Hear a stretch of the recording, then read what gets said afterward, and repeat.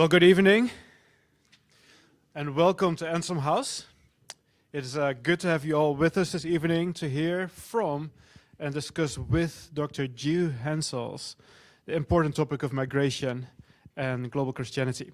My name is AJ Poularens, and I'm the director of the Center for Faith and Learning here at Anselm House. Anselm House has been present on the campus of the University of Minnesota since 1982, so about a little over 40 years. And our mission is to connect the Christian faith with all areas of learning at the university, because we humbly contend that when we properly align faith and reason, the result is an approach to God, to our neighbors, to ourselves, and to the world that yields goodness, truth, and beauty. So tonight's topic, the history of migration and global Christianity, touches on many significant issues, even some hot-button issues in a contemporary American society. But they do deserve to be discussed with nuance, with humility, and a deep desire to learn from each other instead of vilifying each other. So whether you're joining us for the first time today, or have been part of the Anselm House community for years, maybe 40 years, and whatever perspective or background you bring towards migration and global Christianity, we are delighted to have you with us today and being part of this conversation. The lecture will be starting in a couple of minutes, and after the lecture there will be an opportunity for Q&A. And after that there will be a reception with coffee and tea and cookies and all that kind of good stuff. And feel free to hang around, to talk, to mingle, and to continue to discuss the lecture after that. I'd like to welcome Dr. Andrea Sturck to the podium to introduce our speaker for tonight. Dr. Sturck is a faculty member in the History Department at UMN. Her research focuses on the history of Christianity and late antiquity and Byzantium. She is also a core faculty member in religious studies and a member of the graduate faculty in the Department of Classical and Near Eastern Religious Cultures and Near Eastern Religions and Cultures. That's the way to say it, right? Dr. Sturck is a past president, right, of the American Society of Church History. Oh, not okay, but you're involved with them, okay. And in that, at least in that kind of circles, you have crossed paths with Dr. Hanciles many, many times. So, Dr. Sturck, welcome, and please introduce Dr. Hanciles to us.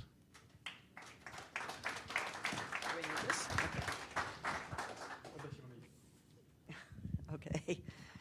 Well, it is a true delight for me to introduce our speaker this evening, who is an old friend of 20 plus years. I remember playing tennis with him when I first met him at a conference some 20-something years ago.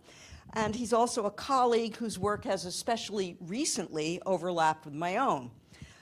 Dr. Hanciles is the D.W. and Ruth Brooks Professor of World Christianity and the Director of the World Christianity Program at Candler School of Theology at Emory University. He has lived and worked in Sierra Leone, Scotland, Zimbabwe, and the United States, and has been a visiting professor at schools around the world. Before coming to Candler and Emory, Hanciles was associate professor of the history of Christianity and globalization and director of the Center for Missiological Research at Fuller Theological Seminary.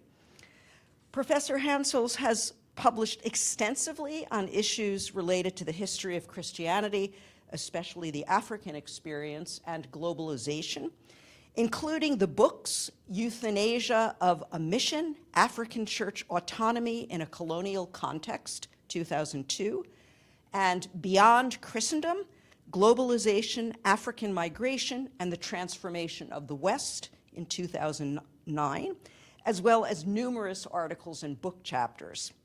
While most of his work has focused on the modern era, his most recent study concerns the ancient and medieval world, more close to my own. And in his fascinating book, Migration and the Making of Global Christianity, which came out in 2021, and which some of my graduate students have read this past week, Dr. Hanciles surveys the history of Christianity's global expansion from its origins through 1500, showing how migration, more than official missionary activity or imperial political agendas, played a vital role in Christianity's worldwide spread. And as we'll hear tonight in his lecture, Christian expansion, whether pre-modern or modern, down to the present day, was and continues to be driven to a large extent by ordinary people, especially migrant outsiders. And so his talk this evening, Have Faith Will Travel, the Migrant Factor in the History of Global Christianity, is a topic of great importance not only to historians, but to those interested in migration, in shifting demographics, and in the present and future of Christianity in the US, as well as the wider world today. So with that said, please join me in welcoming Dr. Jehu Hanciles.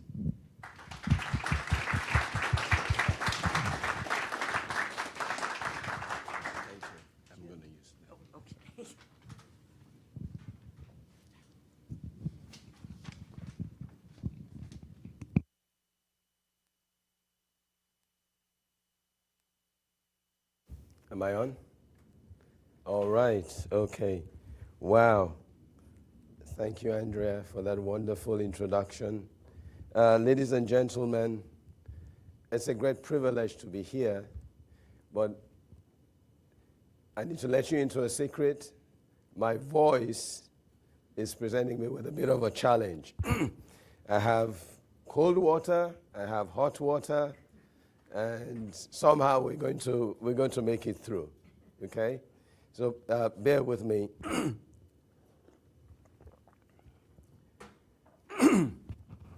This is not my first time in the Twin Cities, but it has been a while. I consider it a great honor to be invited to give this lecture in a setting that combines the rich intellectual tradition of the university with vibrant ministries of Christian service and extensive intercultural, interreligious community engagement. Many thanks to AJ and Andrew Hansen for extending this invitation, probably in a moment of confusion. So here we are. I'm originally from Sierra Leone. I just wanted to put this up. So you have an idea of where I'm from. I suspect, in any case, that for most of you, I'm going too quickly, sorry, Sierra Leone, yes. One particular word stands out in my chosen topic for this lecture, migrant. No matter where you get your news, or in what form, and even if you don't pay attention to the news at all, it is difficult to escape coverage of desperate migrants and displaced populations worldwide. The perils and tragedies surrounding global migration remain one of the most dominant and distressing themes of our time. And I'm fully aware that in addition to the extensive media coverage, migration, or the rise of non-white immigration specifically, is a deeply fraught and politically divisive issue. You will be relieved to know that this is not what I'm about to discuss, unless I change my mind. But friends, never in the history of humankind has migrant movement been this extensive and unrelenting. There are more people on the move today globally than ever before. In 2019, according to UN estimates, there were 272 million international migrants, people living outside their country in the world. This is the highest number of people living abroad in recorded history. I often mention if they all lived in the same country, that place would be the world's fourth largest country. By the way, please bear in mind that 85% of the world's displaced peoples are hosted in developing countries, in the poorest places on the planet. And also bear in mind that according to the available data we have, about half of international migrants are Christian. Which is to say, there are more Christians among the world's migrants and displaced peoples than any other faith. So, just put that someplace. But when it comes to human migration, cold statistical data never tells the whole story. That's in part because migrant data is always incomplete, and also because the numbers represent horrendous and often hidden causes of human suffering, ruined lives, and unimaginable pain. In 2019, nearly one person was forcibly displaced every 2 seconds as a result of conflict or persecution. Most of you probably know that half of the world's refugees are children. By the end of 2022, over 100 million people had been displaced.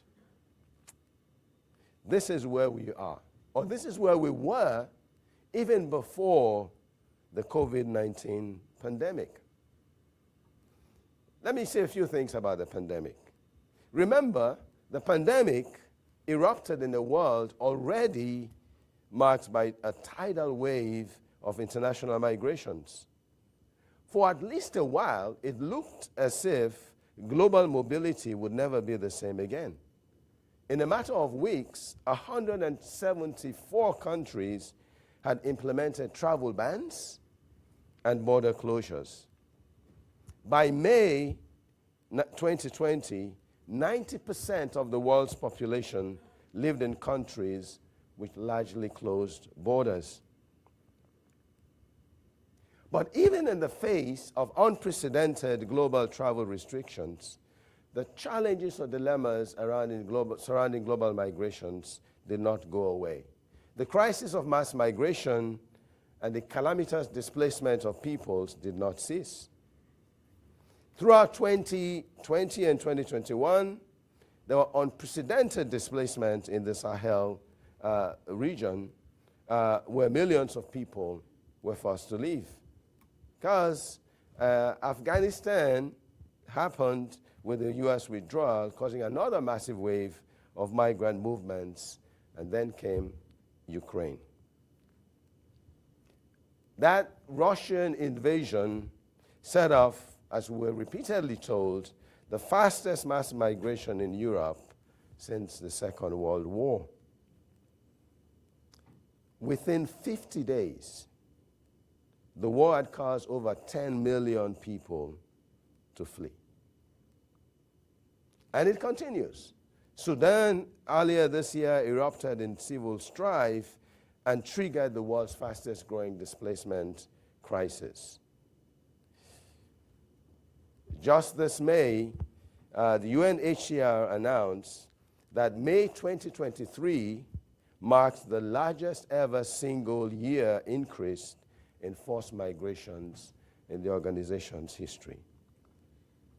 And needless to say, the new conflict in the Middle East serves to highlight the massive displacements of peoples in that region.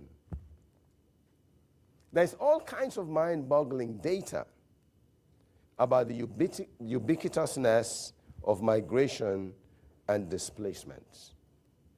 And if you're not careful, you might start to think that this is all novel. But that's not true. The scale of human migration in our time is unprecedented, but the reality is not.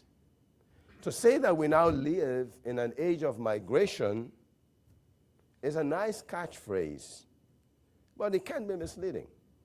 You see, friends, human migration is a fact of history. As long as human beings have inhabited the planet, relocation, displacement, population transfers have marked the human condition. Indeed, in the whole of human existence, permanent settledness is the exception, which is why migration has been described as an irrepressible human urge. It has been a consistent and influential feature of human history. Among other things, the global religious landscape today is largely the product of complex migration movements. because historically speaking, people have been the oldest and most important, most influential agents of cultural transmission. Migrants do not take everything with them, but they take a lot. More particularly, they take with them their beliefs, their religious practices, and their spirituality. So all the major world religions fundamentally owe their worldwide spread to extensive and escalating movements of people. I would argue that Christianity is primary exhibit of the role of migration in the global expansion of faith. Because migration is not simply incidental to our story, it is intrinsic to the Christian faith and integral to Christian mission. All of this leads to an obvious question. If human migration has been consequential for human development and largely accounts for the global religious landscape, why is the theme of human migration so conspicuously absent from historical accounts of Christianity? What accounts for this silence or neglect? There are literally hundreds of published volumes and printed texts that provide detailed assessment of the historical and global spread of Christianity. Many of you might think there are too many. These volumes occupy pride of place in university theology libraries. Some of you see them every time you look around your offices. And you have every reason to be proud. Not just because books are expensive, but because these texts are worthy possessions. Many of these were written by scholars or titans of historical research. Feel free to think of your favorite church historian, Kenneth Latourette, Adolphe von Harnack, Owen Chadwick, W.H.C. Friend, and so on. These were prodigious writers and profound thinkers who have had a monumental impact on the historical study of Christianity. Many of them challenged and often transformed existing knowledge and conventions in their day. It would be unacceptable to simply discount the massive scholarly contributions of such scholars on whose shoulders we all stand. What I'm drawing attention to is not the scholarly output of any one historian, but the discourse of historical study as a whole. You see, the historical study of Christianity has not only been dominated by Western scholars, it has been shaped to a great extent by the Western intellectual tradition. While there is no question about the immense value and the impressive intellectual output of this Western scholarship, close inspection, at least from a non-Western point of view, reveals certain blind spots. Let me put this differently. You see, taken as a whole, the historical study of Christianity has been dominated by assumptions and approaches that are fairly Eurocentric, which means that historical texts typically prioritize the Western heritage and experience and favor the study of Christianity as the development of Western doctrine and institutions. And the dominant model is what I have called the empire argument or the empire logic. And it is this last point, this framework, that I want to discuss today. What is the empire argument?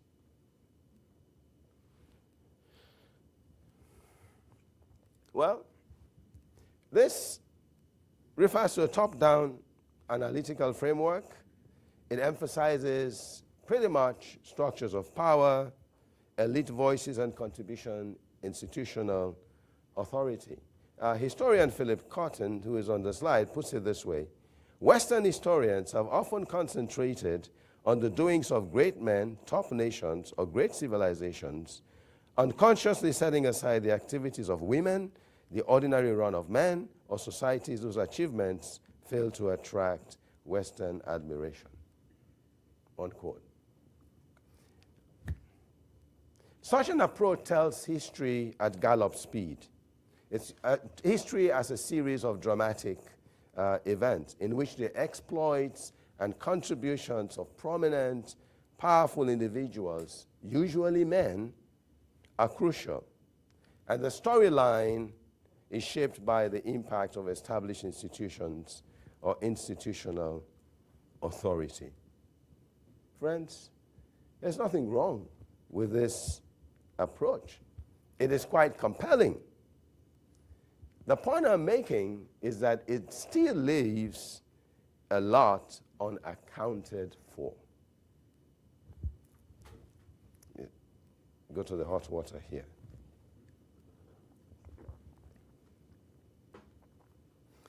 Let me give you one example. Irenaeus of Lyon is a name some of you might be familiar with, others of you not so much, and that's fine. But Irenaeus of Lyon is best known for his anti-heresy writings and is hailed by some as the first systematic theologian that Christianity produced. I suspect that few of you who've had his name before would think of him as a migrant foreigner. Yet, not only was he a migrant, he was also for 25 years bishop of a predominantly immigrant Christian community who were despised as outsiders. It is difficult to imagine that Irenaeus' immigrant existence, including his struggles with the local dialect, had no bearing on his thinking and theological contribution. But that aspect of his life gets little attention. So the top-down view of historical processes central to the empire argument becomes even more prominent in texts that assess the global spread of religion. In my own research, I find that regardless of the region, social context, or outcomes, from medieval Europe to Persia to Central Asia to Tang China, Western historical scholarship focuses on dominant structures, use of power, political ambition, instruments of large-scale mobilization, superior resources, elites, economic self-interest, and military conquest. Those are the dominant themes. Again, let me be clear. These are all legitimate themes, elements that are often vital to the story and have great explanatory power. The point I am making is that the dominance of this empire argument in its various forms can obscure important insights and can, from a non-Western perspective at least, mislead. History is not simply a series of dramatic events, the exploits and contributions of the prominent and the powerful. Not every major social transformation can be explained in terms of hegemonic power, superior material resources, or expansionist political forces. However useful the empire logic, it does not give us access to the whole story. It can explain some things, but not others. In fact, by design, it minimizes commonplace events and largely overlooks the impact of ordinary people, marginalized groups, and groups out of power. By the way, I'm not the first scholar to notice the prevalence or limitations of the empire argument. Here is Gerard Pillay, 20 years ago. Gerard Pillay is a South African historian, was until recently the Vice Chancellor and Rector of Liverpool Hope University. He noted, crucial to the understanding of the whole Christian story is the history of ordinary people, of worship and worshiping communities, of life and thoughts, of Christian morality and spirituality, and not, as the case has so often been, of mainly synods and doctrinal developments. Here is somebody else who might be more familiar. Lamin Saneh wrote about the same time, church history in its hallowed place in the theological curriculum plunges us into the deep end of classical Christian thought, too much so to be serviceable as we try to follow the tide of Christianity's global growth. It is too closely tied to the old historiography, too deeply embedded in a top-down view of God in history to take in the landscape of an emergent world Christianity. So, yes, what I'm saying tonight is my migration research made me appreciate these observations afresh and prompted me to examine the empire construct more deeply because I was forced to counter it and apply migration when I tried to apply migration as a central lens. In short, I'm standing before you today because I've spent the last 2 decades in research and study of migration.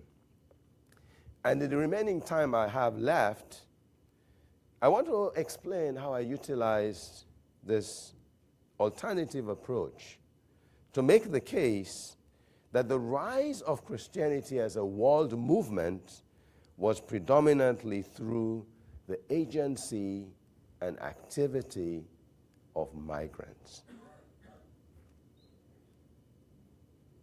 So, my initial study of migration, which Andrea mentioned, we came out in 2009, examined the connection between globalization, international migration, and religious expansion with a focus on the rise of African immigrant populations in the West. That project had 2 objectives: to challenge the widespread assumption that processes of globalization were one-directional and Western-controlled, but also to address the preoccupation in mission studies with planned initiatives and official structures. Basically, I insisted that serious consideration of global migrations can profoundly undermine or trouble entrenched views about the New World Order and the nature of Christian interactions and encounter. I forwarded the basic thesis that every Christian migrant is, in fact, a potential missionary. That was the driving argument in that book. I have to be honest. The growing immigrant populations in many parts of the Western world made the argument easy. It was readily compelling. My main concerns and the major claims were easily verifiable. It was, folks I interacted with, I did public lectures, it came in, they knew that around them were immigrant churches that were flourishing, burgeoning, and those who are mission scholars, at least some of them, knew that the Western missionary movement was part of a massive tide of European migrations that saw 1 in 5 Europeans move to overseas destinations. So my readers, could see evidence of the arguments I was making. But to many of them, the argument only applied to recent history or recent developments. When it was already clear to me that human migration had much more profound implications for the historical study of Christianity.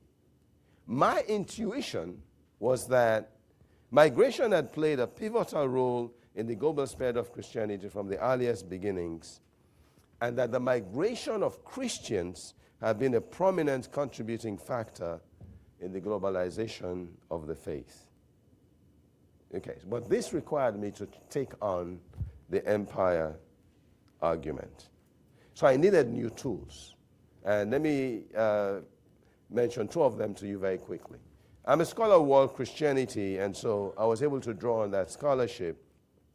World Christianity is basically an approach that challenges Western-centric models and investigates Christian communities of faith and practice worldwide. It emphasizes a bottom-up analytical framework and, among other things, pays significant attention to marginality. Okay.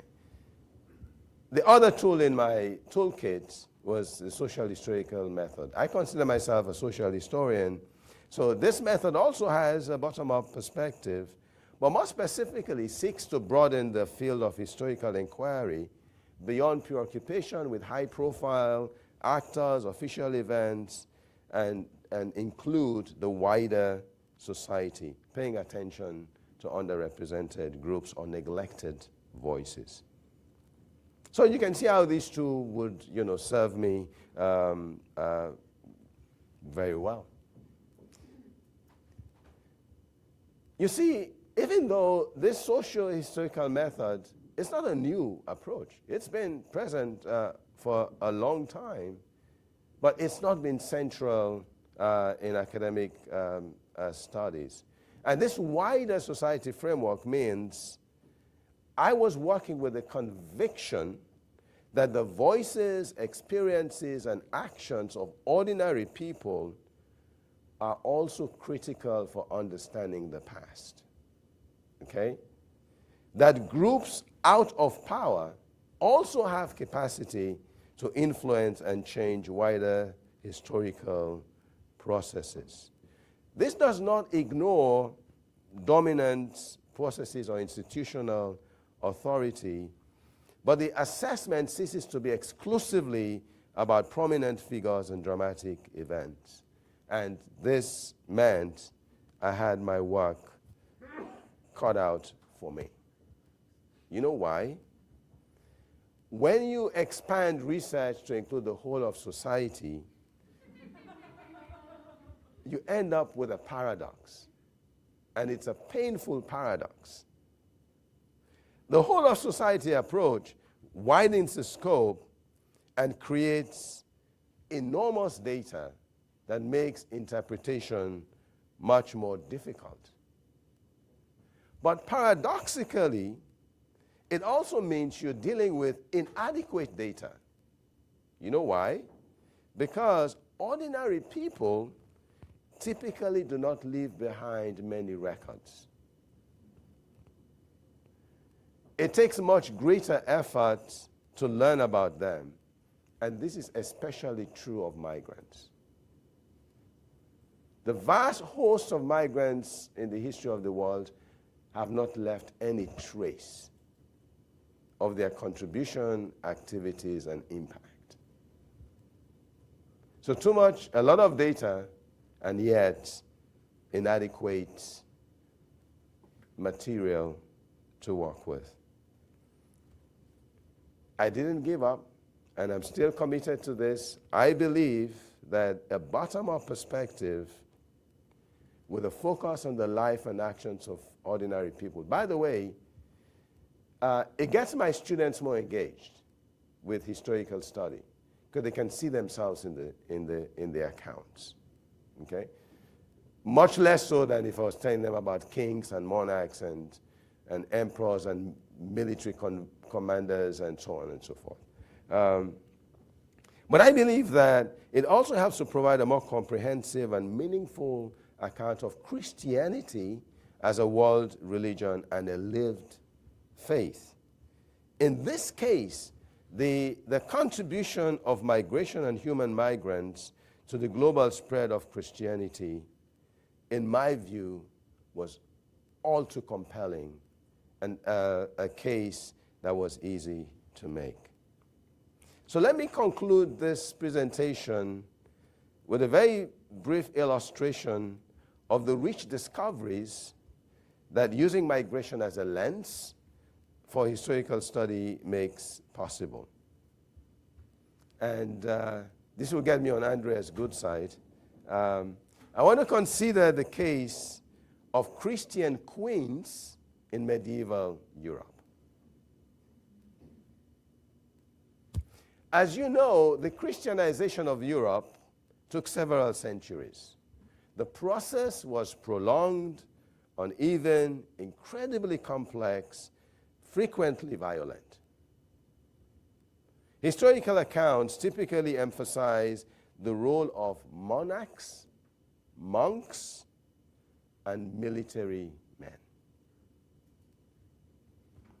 Yet, that entire period was marked by extensive migrations that formed an essential ingredient in the processes of change and transformation.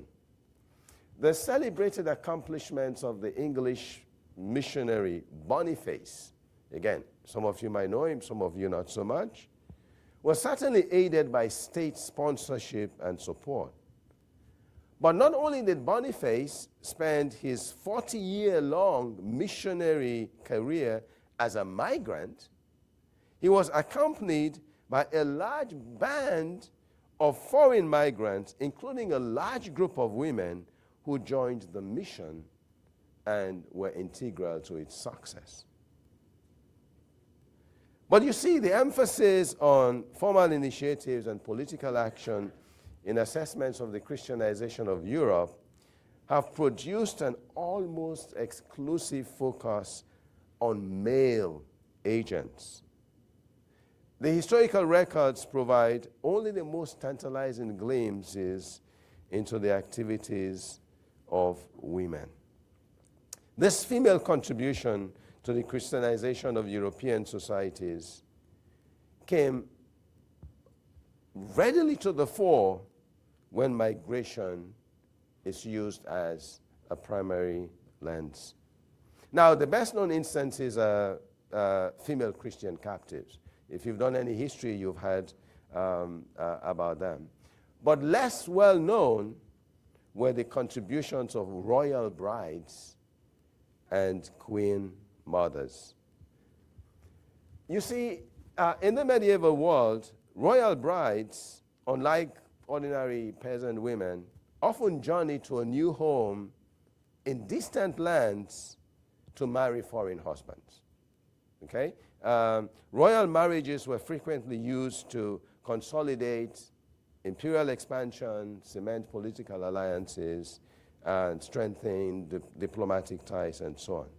Now, when Christian women from royal families were involved, these marriages often provided ample opportunity for the preaching and propagation of religious ideas.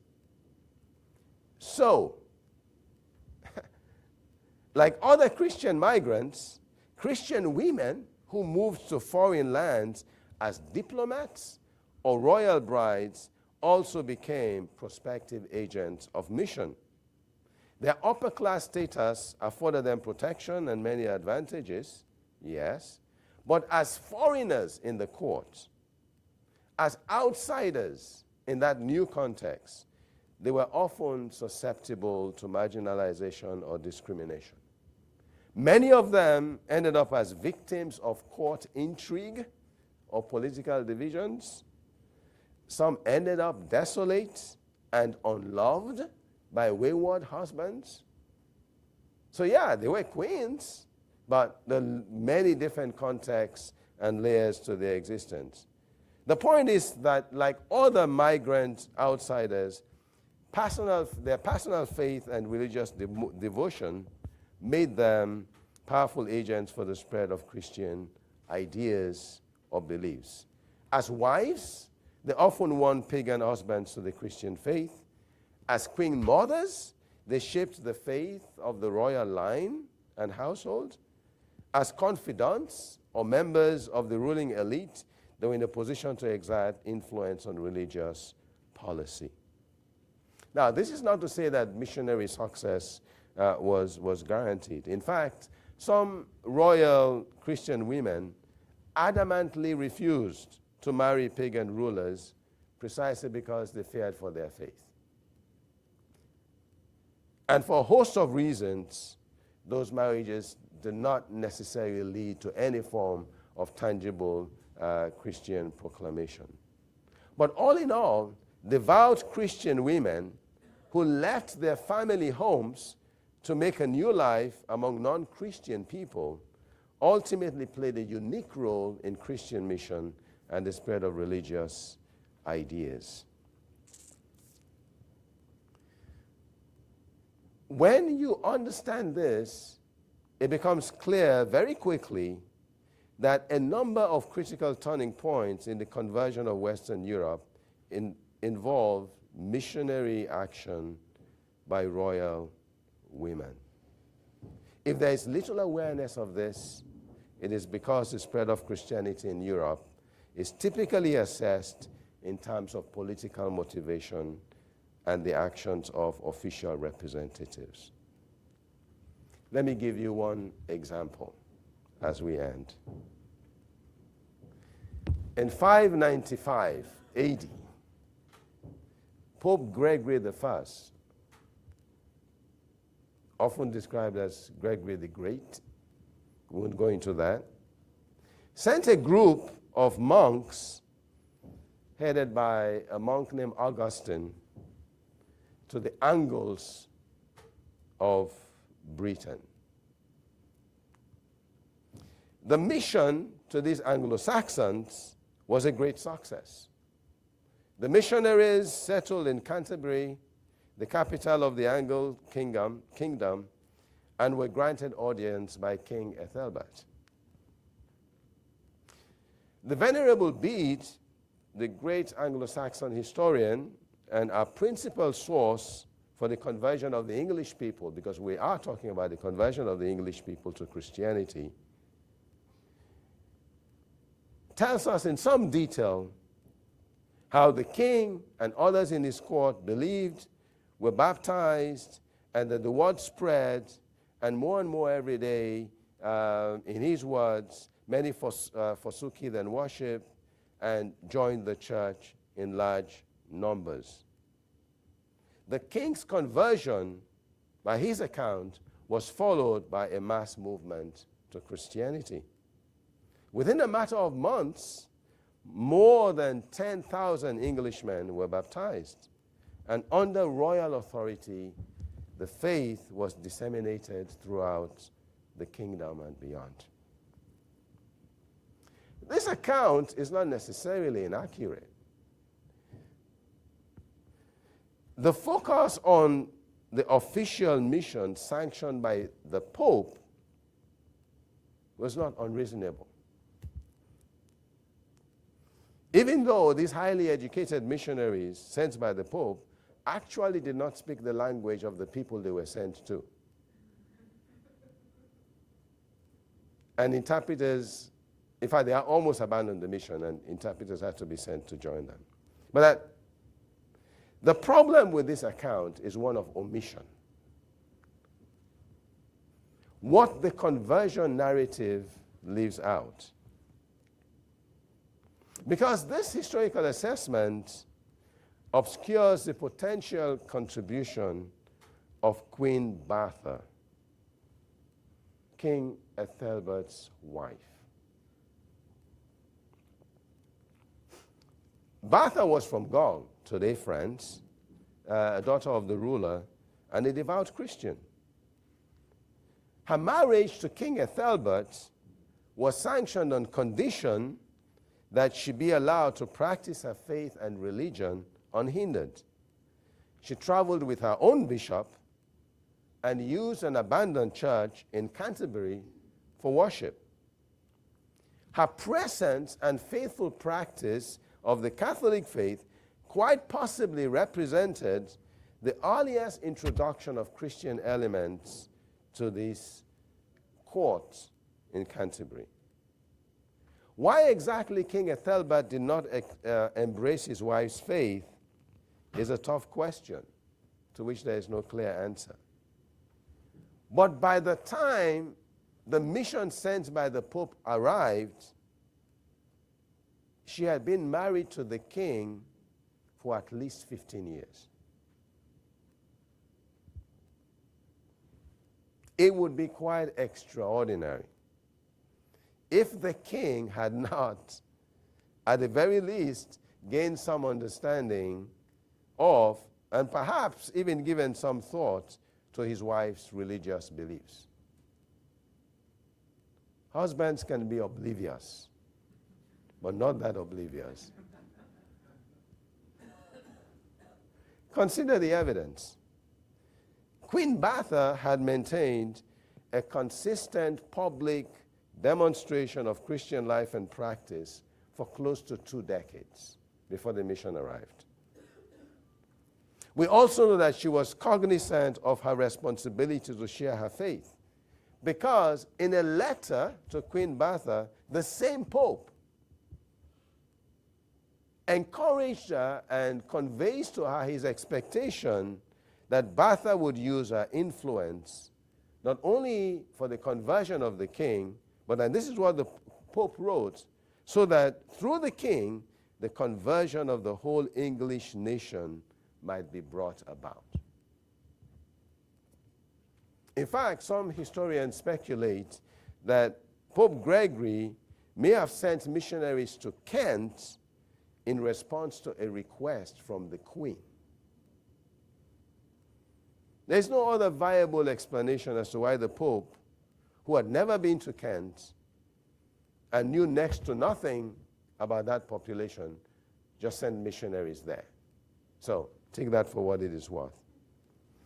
If, like me, you take this detail seriously, it is difficult to ignore the possibility that Queen Bertha's faith and practice ultimately exerted considerable influence on the spiritual or political affairs in Kent, and probably had something to do with the positive response the foreign missionaries had and their reception by the king. It is easy to make the case that Queen Bertha prepared the ground for King Ethelbert's conversion and for the Christianization of Kent. So the starting point for assessing this significant historical event is arguably not the arrival of official missionaries sent by an institutional authority, but the courageous witness of an immigrant Christian queen. Friends, what I'm trying to say is that the contribution of Christian queens like Bertha, and there were many, provides powerful illustration of the missionary potential and religious exchange inherent in migrant movement. Queen Bertha's story is one of a host of accounts, experiences, and non-official initiatives in the context of migration under analysis. So let me finish and bring it back to now. In my view, inattentiveness to human migration in the vast literature on the history of Christianity obscures the crucial role that migration and migrant movement has played in the spread and transmission of the faith. Typically, the accounts that you're familiar with emphasize the exploits of an individual or the formal organization structures of planned initiatives. In fact, Western missions from the 16th century have promoted an ideal of the missionary as a trained male individual sent to a foreign land by a designated missionary organization. This specialist model of missions is so entrenched that when you mention the word missionary, almost anywhere in the world today, it conjures an image of a white person sent to a distant land to walk among usually poorer people.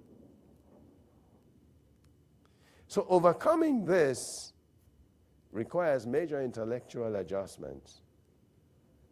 But consider this. Throughout the 2,000-year history of Christianity, migration has been the single most potent element in the cross-cultural expansion of the faiths. Today, Christians are found in every nation on the planet. But with few exceptions, the earliest community of believers in every society first heard the gospel from migrants. The American experience is actually one of the most powerful and compelling.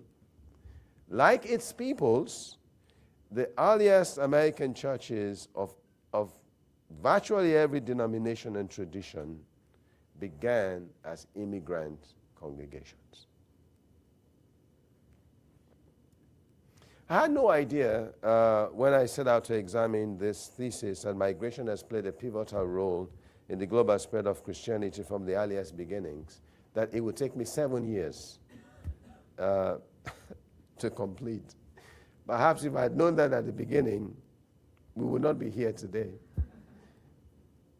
But that is what I did, and I feel that this account of the first 1,500 years of history portrays and examines a multiplicity of migrants comprising a variety of types and categories across vast terrains and territories.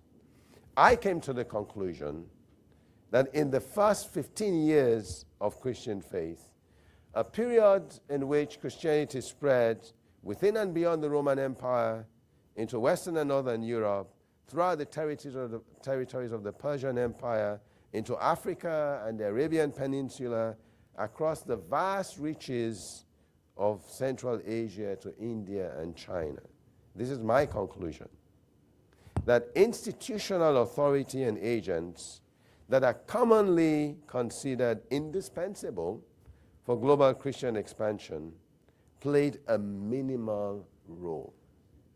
That the rise of Christianity as a world movement was predominantly through the agency and activity of migrants, individuals and communities living as strangers and outsiders in foreign land. Thank you.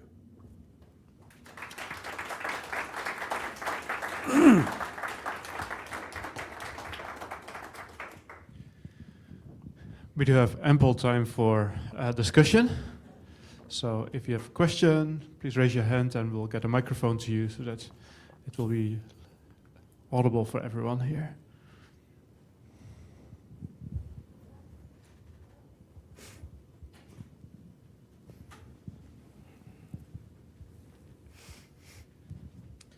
Thank you. I think that was the most interesting historiographical talk I've ever heard.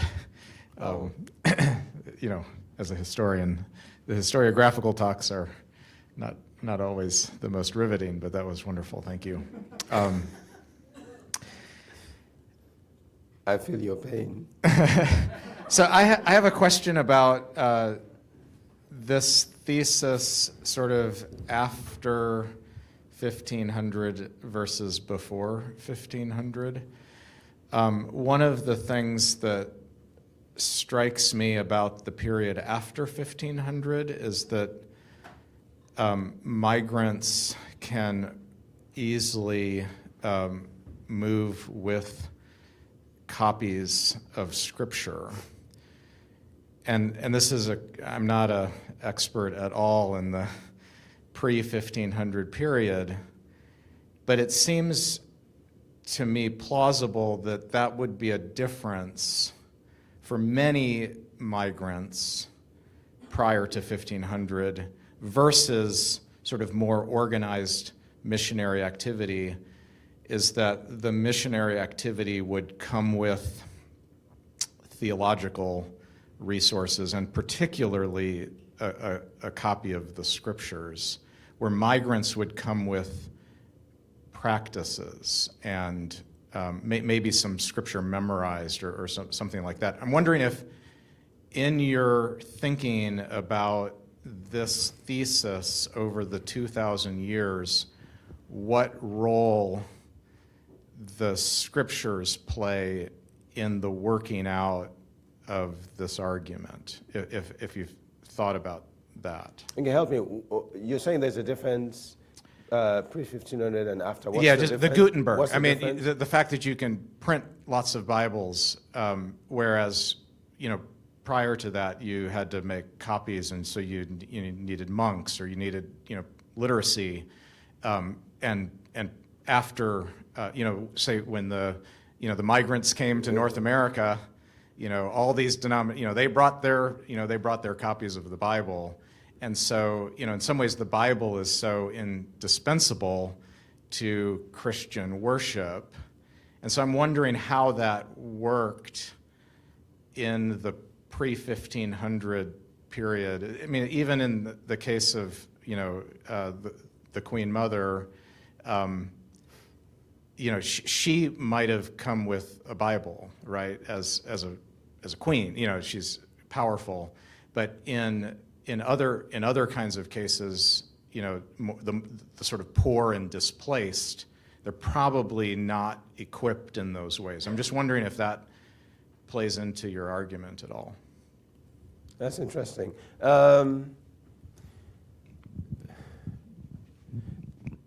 So the migrant movement pre-1500 involved religious practice, liturgical practices, prayers, and the key elements of faith, belief, and implementing those practices. It's interesting. I never thought about how much of the Bible they took with them, but pre-1500, the translation of the faith into multiplicity of languages was activated by these migrants and these movements as they settled within different populations. To say that post-1500, with the printing and other advanced technologies, we have, you can travel with the Bible and so on. I suppose that's interesting. I don't know if you know that we now have the Bible everywhere, but it's less read. And ancient societies had a stronger tradition of memorization and retaining, content, through recitation and so on and so forth. So that's a whole.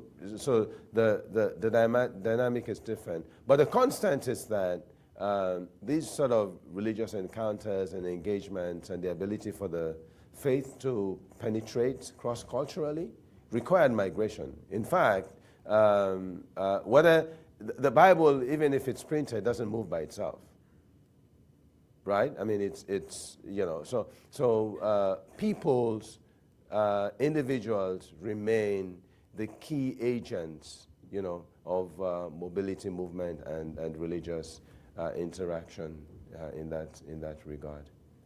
And remember, I'm saying that the foreign missionary is in every sense a migrant. So that correlation doesn't change.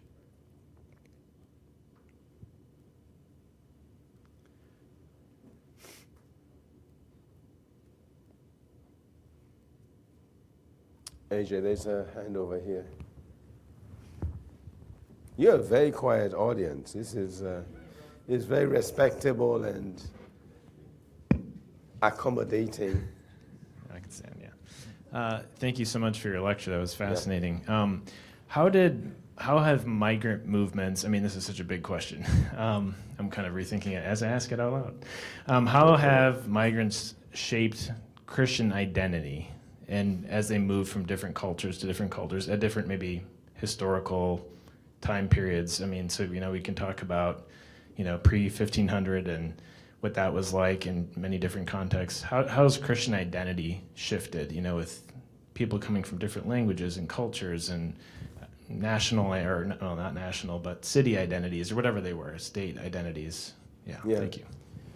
Okay, so Christian identity at no point in the history of the Christian movement was it stable and fixed. Even if you take the Acts 2 event, I mean, there's always been varieties of ways of expressing, engaging Christian faith and ideas. And so migration is just, is a way of understanding how dynamic and powerful that is.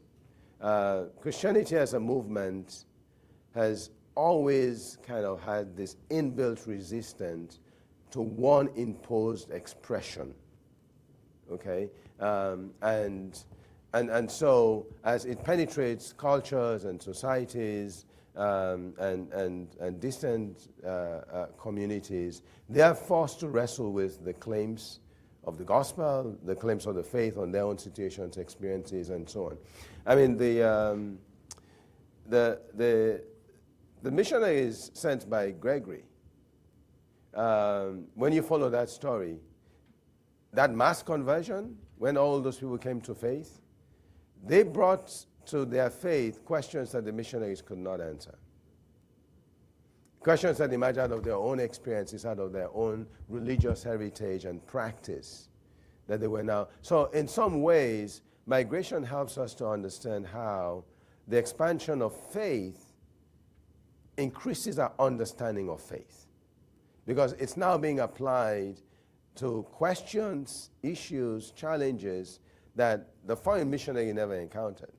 But as far as the faith spreads and it's forced to engage and interact with different communities with their own distinct questions and ideas, we learn more about what it means to follow Christ.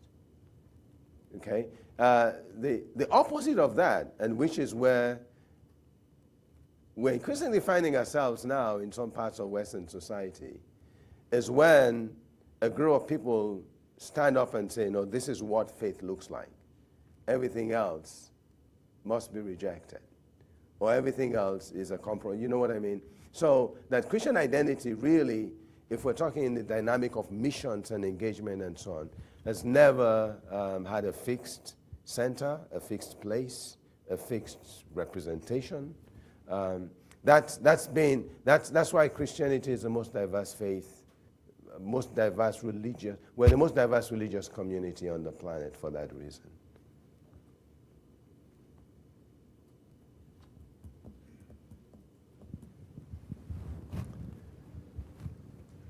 Thank you so much for your fascinating talk. I'm curious about your other work on African, that you didn't get to present to us on today, on African immigrants into the Western world and so forth. Would you give us a brief summary of, so that we can all be excited to read that book too? Okay, all right. So Africa has emerged with a significance within global Christianity that no one would have predicted, say, even 50 years ago. Okay? As of now, according to the data we have, it has more Christians than any other region. Okay? And it has the youngest Christian population of any region. Now, you can take that with a pinch of salt. There's a lot going on in Africa, right?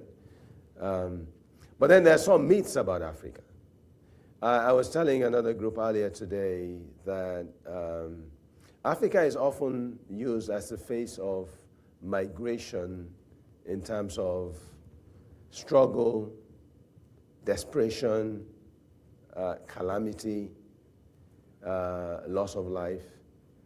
And these media images really seeking to, portray the problems of non-white migration. But actually, Africa contributes a lesser proportion of migration than most other regions. Only 2.5% of the African population are international migrants. And more than half of them stay within the continent.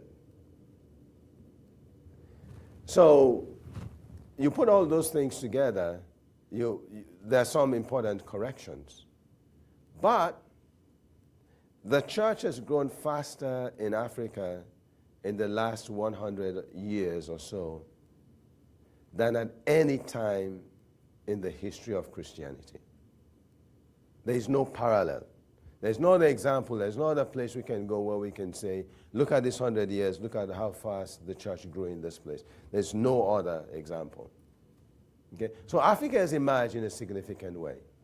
But that has a lot of issues, and African Christianity faces a lot of tough questions on the continent itself. But to come to the question, African Christian migrants are among the most energetic and dynamic when it comes to forming congregations. In London, 65% of all new churches are African. Okay? In many cities in Europe, Africans represent this phase of dynamism and vibrancy. In many cities in the U.S., the same. I mean, Minnesota, man. Well, you send an African to Congress, but Minnesota has a reputation for having one of the most dynamic, politically engaged, economically active African immigrant populations in the country. But the thing is that they have formed congregations and religious communities in a way that's difficult to ignore. And so that's a new fact and a new reality of our time. You'll be surprised. The Redeemed Christian Church of God, the largest movement out of Nigeria, has over 800 parishes in the U.S.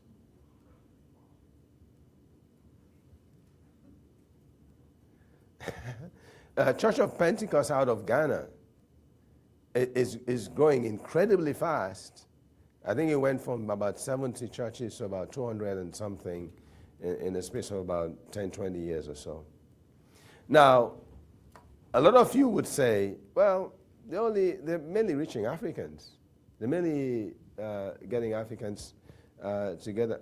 Yeah, but first of all, when you look at an African church, if you're not paying close attention, you will not realize they're often very international. Okay, they don't all come from the same country, but having English helps them to worship together. Secondly, these and many other immigrant congregations are actually discipling and say Christianizing the next generation of Americans. Not only that, because of the areas and the places where these congregations set up, increasingly in the U.S., the first encounter that some Americans would have with dynamic, vital Christian experience would be with an immigrant group or congregation.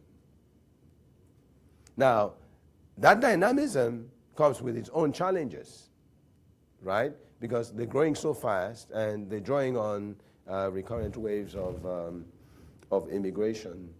So the second generation, the children born to immigrants in this country or brought to this country when they were young, what their identity, their religious commitment, their religious understanding is like is one of the most complex questions we're facing today. But ultimately, in my view, there's no wave of immigration in the U.S., and this is a definitive nation of immigrants. There's no wave or phase of immigration that hasn't transformed American society and the American nation. This recent wave, this called the post-1965 wave, won't be any different. And my analysis tells me that the impact on religious life and the religious landscape is going to be the most profound of any wave in American history. So as far as Africans go, one area where we're already saying, you know, for the longest time, black Christians in this country were understood as being the most religious. It turns out Africans are more religious than them. Okay? But, and so that is having an impact on the American church this way. The way I put it is, what it means to be black and Christian in America is now a much more complicated issue to answer or navigate. Because increasing numbers of blacks in this country are immigrants. Okay? So your understanding of the black church, and the black church still has a significant, historic, prominent place within the American religious landscape, the center of civic engagement and life. But if the Black Lives Matter movement told us anything, and that movement emerged outside the confines of the church, and drew on all these strands and networks of other black immigrants. In fact, I think at least one of its leaders was a Nigerian immigrant. We're looking at changes and transformations even on that simple issue of what it means to be black and Christian. So moving forward, unprecedented non-white immigration, one thing we know for sure, will transform American society and church in tremendous ways.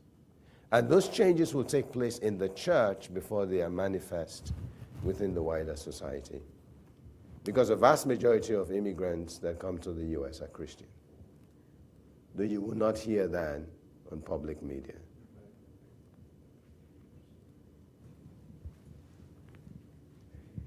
I wonder if you could say a little bit by comparison with the spread of Islam and to what extent the influence of migrants is distinctive, if not unique, to Christianity as over against the spread of Islam and other religions. But let's just focus on Islam now. Yeah. By way of example. Yeah, migration has also played a huge role in the spread of Islam. Key historical incidents in the rise of Islam as a faith are linked to migration. But if we look at the present, migration is providing global Islam with some of its most fascinating, revolutionary intellectual currents, right? Because you move out of the Muslim world and there's greater freedom to write, to think, and so on. So critique and exploration of teachings and ideas is that enterprise flourishes a lot more. But then there are other aspects.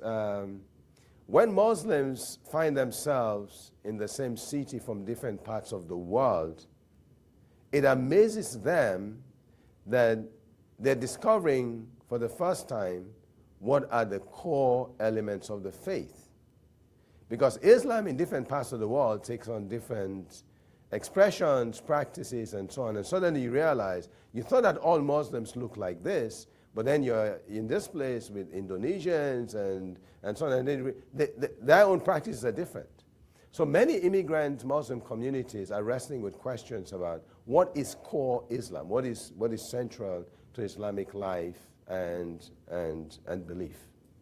So that is also transformative. But Islam, like any other faith, that is being reshaped by migration, is also producing new forms and movements. So it has to adapt to the new societies. And by the way, African immigrant churches can try as much as they want to duplicate and simply transmit the practice they knew from back home. It doesn't really work because it's a new environment. And Islam has found the same thing, that migration has caused it to adjust and reformulate and think about its core institutions in new ways. So yeah, so there are a whole series of ways in which global migrations are reshaping religious interactions, religious understanding, and the core beliefs. But one thing that I know that most Muslims complain about is that Muslims from Saudi Arabia think that they are superior to everybody else.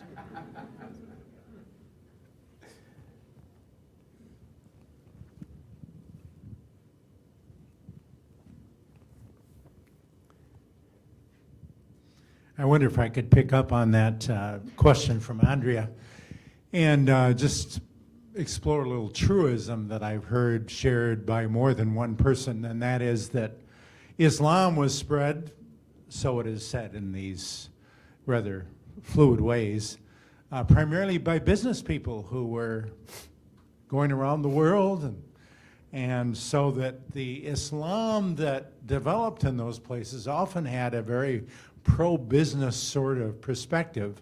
Thus, they gained the greater access to wealth creation possibilities, whereas Christianity was spread by often Western missionaries who, and we're looking backwards now, not now, but backwards, Western missionaries who were not developing businesses but developed schools and hospitals and churches.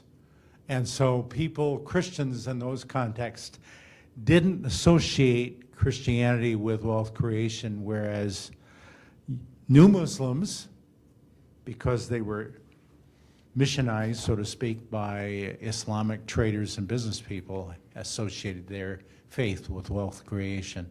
I wonder if you would comment on that. Who says whether that? That's a, who says that? I hear that in sort of common ways, not from a scholar. So I'd like to hear what if Wow. you think that's fallacious or not. Oh my goodness. I think the opposite is true. I think Christianity was associated with empire, economic expansion, political power and might, and in Africa, in many ways, the argument about Christianity being a foreign faith is linked to that. And most people neglect that if Islam also came to Africa as a foreign religion. The role of merchants, traders, is true for both faiths. They've been very integral, even in Africa. And by the way, let me just pick up on that point. This issue of the role of Western missionaries in the spread of Christianity certainly on the African continent and other parts of the world, we have to constantly celebrate the courage, the sacrifice, the commitment of Western missionaries in different parts of the world. But it is possible to, and it's often the case that that contribution is exaggerated. The vast majority of African Christians have never met a white person. And this is true for India, Asia, and other parts that really Christians typically hear the message from people like themselves, right? And that perspective is important. And it doesn't, in my view, at least it's not intended to minimize or much less dismiss the Western missionary contribution. And that contribution is huge. It's part of our historical heritage. There has not been any other movement like that in the history of missions. But it's possible to talk about it in ways that, overlook the prominent role of indigenous believers in spreading the faith. And they spread it as traders, as caretakers, as people who move from place to place, and so on and so forth, as teachers. Yeah, that's the nature, and that's why I think it misanalyzes these immigrants, rising immigrant congregations in Western societies, when you get that same comment, as if, oh, they're going to come here and evangelize the US or evangelize Europe. Really? You will only say that if you think that the Western missionary movement went and evangelized all of Africa. That's not really how it works. That these movements, provide pivotal, if you like, trigger points, that establish the faith in a vibrant, demonstrative form that allows it to take root, but ultimately it's people in that environment who spread the faith among themselves, who are the key agents, who are the key missionaries, okay? So that's something we need to think about a little bit more carefully when we think about the transformations taking place within the American church and within American society. The American church is the most, there are more Christians in America. America has more Christians than any other country. It's declining, but it still has more Christians than any other country. But not only that, American Christianity is more diverse than any other place. There's no other place in the world you can point to that even comes close to the sheer diversity and plurality that we find within the American church. These new immigrants are bringing a large variety of traditions, practices, spiritualities, ways of thinking and engaging the faith and living out religious life. Some of it will be completely strange to Americans if they got close enough to see it.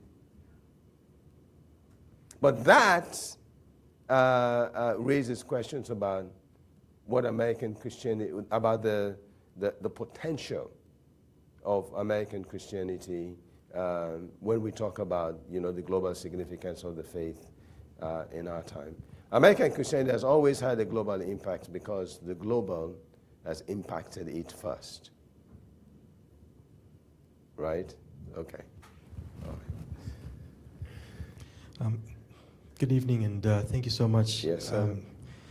Quite a lot to process. I've learned quite a lot tonight. Just a few observations. When you talked about the Queen Mother, at some point I was actually looking forward and expecting to hear the name of Queen Esther from the Bible, and so I learned there's another Queen Mother, and it was very interesting to learn of that particular one. Queen Bertha of Kent. I thought that was really something you can take away and learn from. I come from Malawi, and we've had David Livingstone from UK and other missionaries. Mm-hmm. And every time a white missionary comes, it's always a big event. We've had missionaries such as the late Reinhard Bonke from Germany. Mm-hmm. Some of you have heard about him.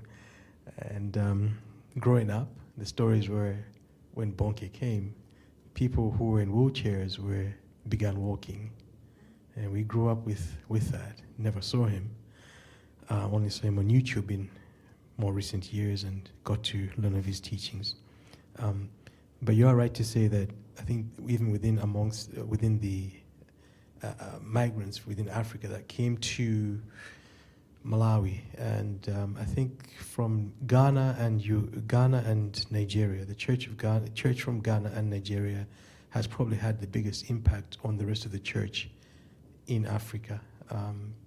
I think I can say that safely. Not from a scholarly point of view.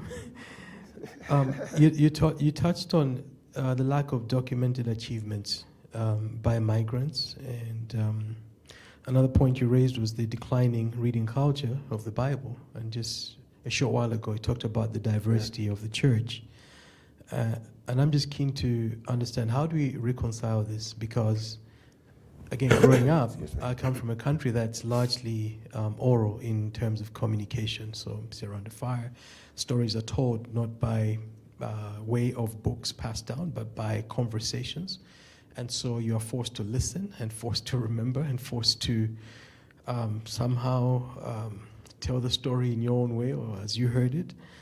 But is there not a danger that by seeing a reduction in reading of the Bible and then allowing this diversity to come in, can we sort of predict what the outcome would be of that? Is that safe to leave it as it is? The other, I think your last slide before this one, there was a statement that the conclusion, thank you, that conclusion that institutional authority and agents that are commonly considered indispensable played a minimal role. And therefore, what is the future of institutional authority and agents? Should they focus on, for example, telling migrants that, hey, where you're going, this is how you can spread the gospel? Or do they have a place? What place do they have? Should they still take their same shape, form, and function?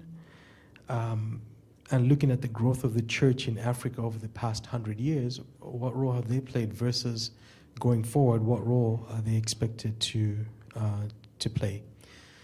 The short question of all this, what surprised you most in your study? Thank you.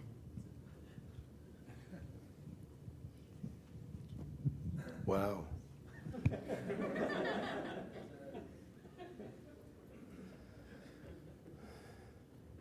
So there are a number of things,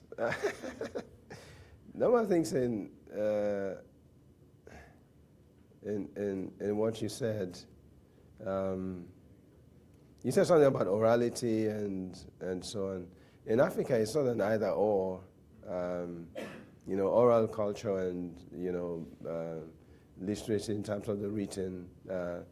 These often have to go together. The problem is when we view one as superior to the other, or more important, or as a replacement, for the other. I mean, you guys here deal in books. You know that books can spread falsehood just as effectively as any retelling. So no, these are now regarded as important sources. And in the African environment, paying attention to orality, being willing to, engage African realities fully in our thinking, in our theology, and so on, that's where the most fruitful, productive, engagement is going to come. Okay. Now you had. You said something else about, was it the Bible or the lack of knowledge of the Bible?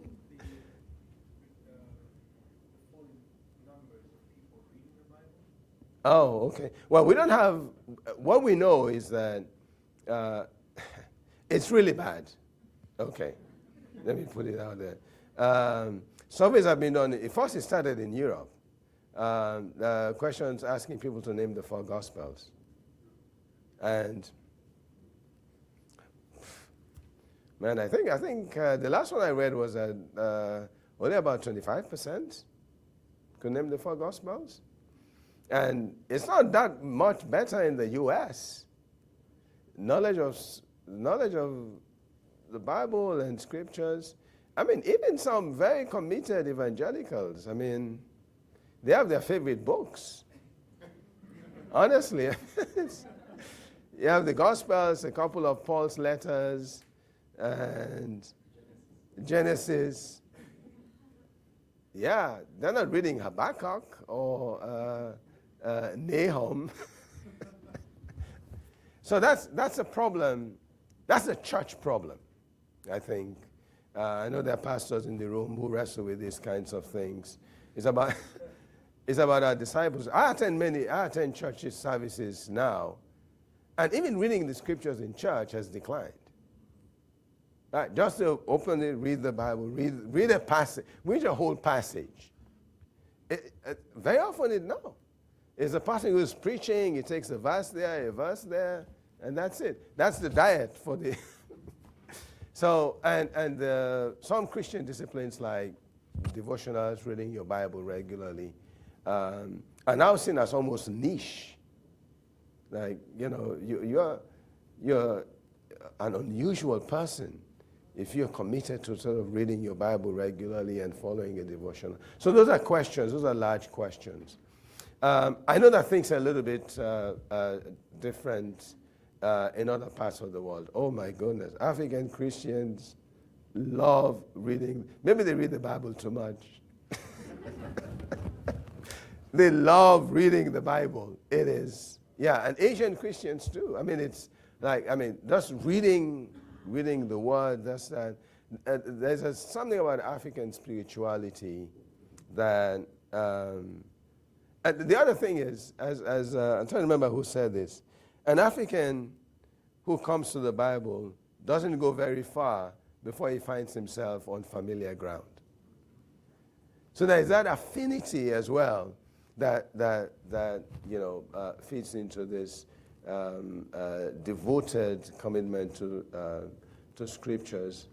But those are things, everywhere. And by the way, I know we make sweeping claims using statistical data about American Christianity, about the church in Europe, but in all those places, there are congregations and churches and ministries and movements that are different, that are vibrant, that are vital, that have leaders who are standing up and seeking to represent the reconciling, transformative message of what it means to follow Christ and stand up for the gospel. So that's everywhere.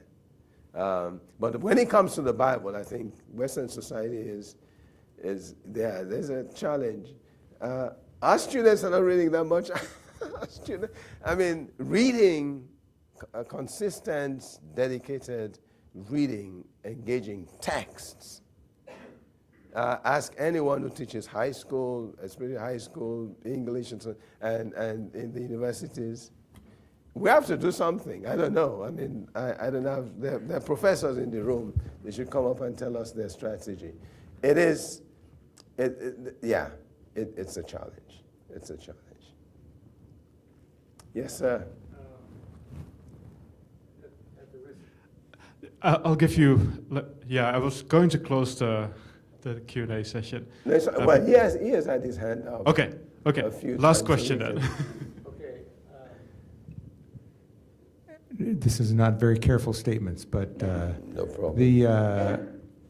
I tell people the future is Africa.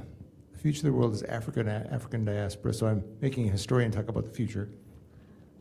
The other thing is, it seems to me that every country in the world doesn't want immigrants but needs immigrants, and I see it here for sure. But anyway, those are your comments on those comments.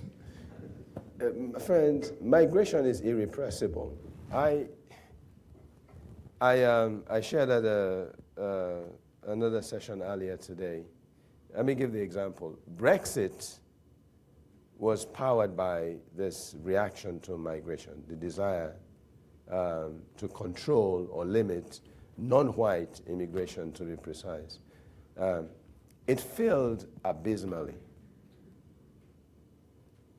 The records we have indicate that the year 2022 in Britain marked a record high of immigrants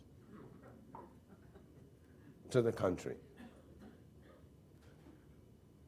And we're exercised by controlling immigrants, their flows and so on. During COVID, immigrants were on the front lines of all the industries that helped to push back the pandemic. Immigrants account for a higher percentage of doctors in this country than their numbers would suggest. And unfortunately, the anti-immigration xenophobic voices are louder, they're relentless, and there are problems with immigration. They need to be addressed and fixed, no doubt. But our ability to appreciate the immigrant contribution is where I think there's a major failing. And I don't worry as much about the wider society or public. I worry about the church. The church in America is a product of immigration. Its dynamism, its vitality, no matter how it represents itself, immigration has been a constant sort of bloodstream into the church. And we in the church, we draw our understandings on these issues not from faithful reading of scriptures, not from biblical teaching, but from our political associations and identities. And so my constant, when I stand in churches in different parts of the country, my constant refrain is that Christians who understand these questions from a biblical perspective, who appreciate the complexity of immigration, but understand its value, they need to speak up more. We don't. The impact of immigration is relevant for ministry and life, and the life of the church and its vitality and future. It's not going to change. But we need those who are more willing to talk about this as often as possible, as publicly as possible. It's a decibel issue. We're being out-shouted and out by, others who often are shouting out of ignorance, out of fear, out of deep anxieties, and we should recognize those, acknowledge them, and engage them. But yeah, they're missing the inherent value, potential, and vast possibilities of what the immigrants in this country bring to the table, to our societies, to our schools, to our churches and our ministries. So that's what I would say. Yeah. Thank you so much, Dr. Hanciles.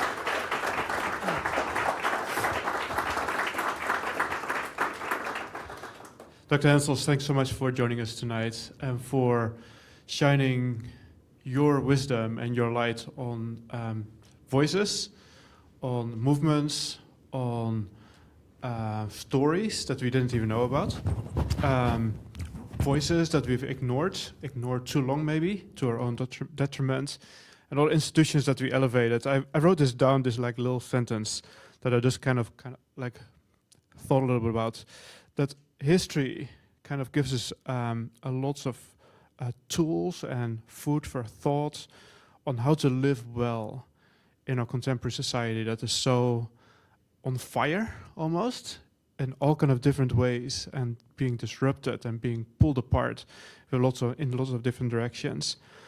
And history also opens our eyes to our own blind spots and encourages us to celebrate diversity in ways that we haven't done yet. And it's almost like a better voice to listen to than the loud voices that we hear in our own culture. And I think you have provided some of that voice, a voice of wisdom, a voice of reason, a voice of wisdom from the past, opening our eyes to things that we have maybe as white Christians in this culture have ignored deliberately sometimes, and sometimes not deliberately because we didn't even know about it. And you've opened our eyes to those kind of things. Voices from the past and voices from global Christianity, and we're deeply thankful for that. So thank you so much for being with us tonight, speaking to us, encouraging us to think deeper, to think wider, to think globally, to think to the past and think to the future. Let's thank him again.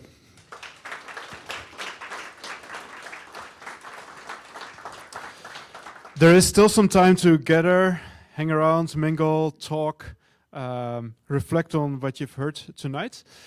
There's cookies over there, there's coffee. I don't know whether there's tea as well, but there is there's opportunities to gather and to mingle and to talk.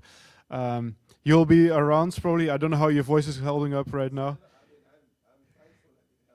Yeah. This is not my voice, by the way. It normally sounds better, more eloquent. But it was beautiful. Thank you so much. So hang around here, enjoy the fellowship, enjoy the cookies. Thanks so much for being